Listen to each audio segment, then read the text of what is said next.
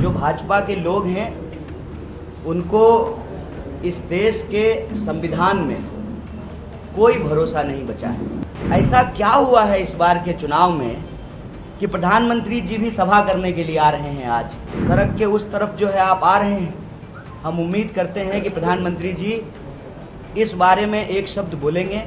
बीते दिनों पूर्वी दिल्ली के थाना उस्मानपुर इलाके के करतार नगर में चुनाव प्रचार के दौरान कन्हैया कुमार पर हमला हुआ था। इस मामले में बात करने के लिए कोलकाता में एक प्रेस कॉन्फ्रेंस का आयोजन किया गया। कांग्रेस नेता कन्हैया कुमार ने खुद पर हुए हमले के बारे में बात करते हुए मोदी सरकार और पूर्वी दिल्ली में पीएम मोदी की आगामी रैली को लेकर उन पर कटाक्ष किया। उन्होंने कहा कि ऐसा क्या हुआ है इस बार के चुनाव में कि प्रधानमंत्री जी भी सभा करने उत्तर पूर्वी दिल्ली आ रहे हैं। आप कहते हैं बेटी बचाओ बेटी पढ़ाओ, सड़क की इस तरफ आपके समर्थक हमला कर रहे हैं और सड़क की दूसरी तरफ आप आ रहे हैं। हम उम्मीद करते हैं कि आप इस हमले के बारे में एक शब्द बोलेंगे। और क्या कुछ कहा आप भी सुनिए।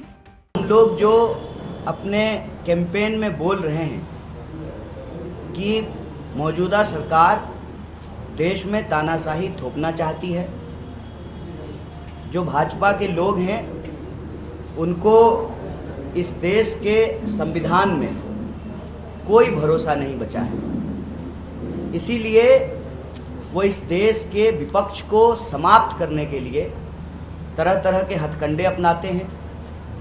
वो पहले बदनाम करते हैं, फिर डराते हैं और फिर खरीदने का प्रयास करते हैं। आप सबने देखा कि सूरत में क्या हुआ, खजुराहो में क्या हुआ, इंदौर में क्या हुआ। वो उत्तर पूर्वी दिल्ली में भी यही करना चाहते हैं। लेकिन उत्तर पूर्वी दिल्ली की जनता जिस तरीके से इंडिया अलायंस को, कांग्रेस पार्टी को, आम आदमी पार्टी को और हमारे सभी घटक दल के जो कार्यकर्ता हैं, नेता हैं, जो जन समर्थन मिल रहा है, यह घबराहट साफ साफ दिख रही है। 2 बार से बीजेपी के सांसद हैं यहाँ पर। लोकतंत्र में यदि उनको भरोसा है, अगर उनको इस देश की न्यायिक प्रक्रिया, संविधान और जो व्यवस्था है हमारे देश में, वोट की व्यवस्था, लोकतंत्र की व्यवस्था, उसमें अगर भरोसा है तो चुनाव हो रहा है। वो बताएं कि 10 साल में उन्होंने क्या काम किया है।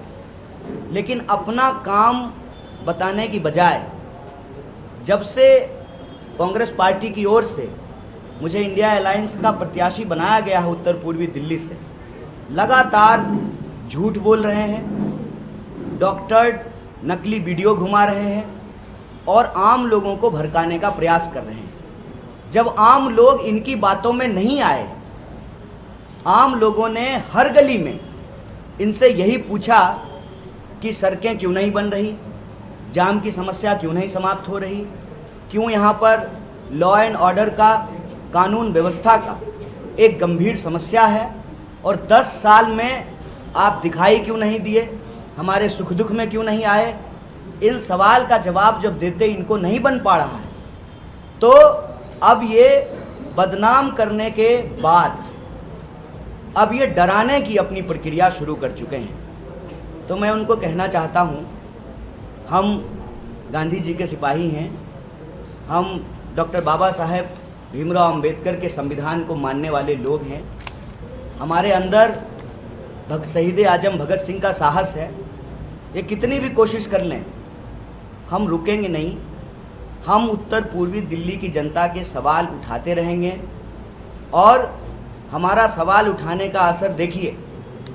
10 साल हो गए, 10 साल से सांसद हैं साहब और 10 साल से प्रधानमंत्री जी, आदरणीय प्रधानमंत्री जी प्रधानमंत्री हैं। एक बार भी उत्तर पूर्वी दिल्ली नहीं आए।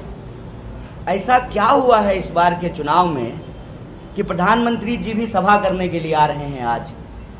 और जहां प्रधानमंत्री जी सभा करने के लिए आ रहे हैं, आदरणीय प्रधानमंत्री जी, आप कहते हैं बेटी बचाओ बेटी पढ़ाओ।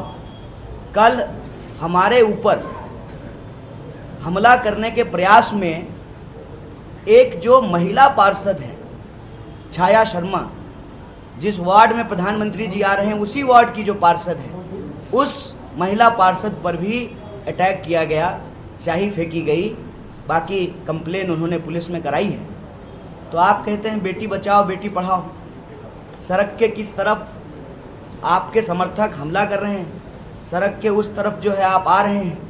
हम उम्मीद करते हैं कि प्रधानमंत्री जी इस बारे में एक शब्द बोलेंगे। देश के लोगों ने उनको अपना आशीर्वाद दिया, 2 बार प्रधानमंत्री बनाया, लोकतंत्र के द्वारा चुने हुए 140 करोड़ लोगों के प्रधानमंत्री हैं वो। उस पार्षद के भी प्रधानमंत्री हैं जिस पार्षद के ऊपर यह कायराना हमला किया गया है।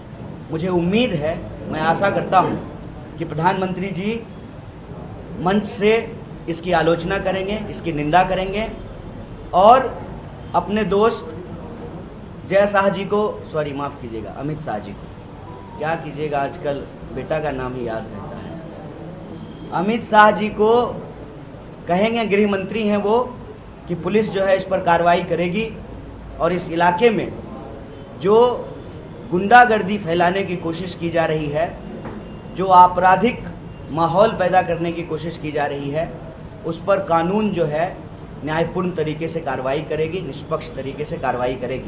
ब्यूरो रिपोर्ट, इंडिया पब्लिक खबर। फिलहाल के लिए इस खबरों में बस इतना ही। देश और दुनिया की ऐसी ही तमाम बड़ी खबरों के लिए हमारे YouTube चैनल को सब्सक्राइब करें और बने रहें इंडिया पब्लिक खबर के साथ।